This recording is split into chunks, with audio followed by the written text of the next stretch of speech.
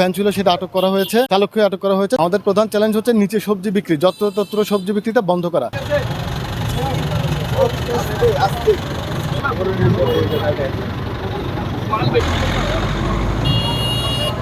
গত শুক্রবারে আমরা পুরো বাজারে অভিযান পরিচালনা করেছিলাম।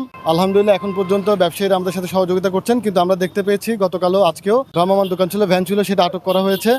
ওখানে যে সবজিগুলো ছিল সেগুলো আমরা বিলিবন্দক্রমে যে এতিমখানা আছে এখানে এতিমখানায় দান করে দেওয়া হয়েছে এবং ভ্যানটা আটক করা হয়েছে, চালককে আটক করা হয়েছে। চালকের সাথে আমরা পরবর্তীতে জিজ্ঞাসাবাদ করার মাধ্যমে সে যদি তার যদি লিগ্যাল ভিত্তি থাকে তাহলে আমরা তাকে ছেড়ে দিব, বা অন্যথায় তার বিরুদ্ধে আমরা আইনগত ব্যবস্থা নিব।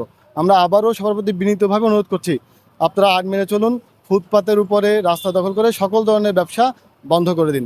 এই অভিযান চলমান থাকবে। ফুটপাতে সবজি পাওয়া না যায় তাহলে আমরা আশা করছি যারা গ্রাহকরা আছেন তারা অবশ্যই দোতলাতে যাবেন এবং এটা একটা অভ্যস্ততায় পরিণত হবে। আমাদের প্রধান চ্যালেঞ্জ হচ্ছে নিচে সবজি বিক্রি, যত্রতত্র সবজি বিক্রিটা বন্ধ করা।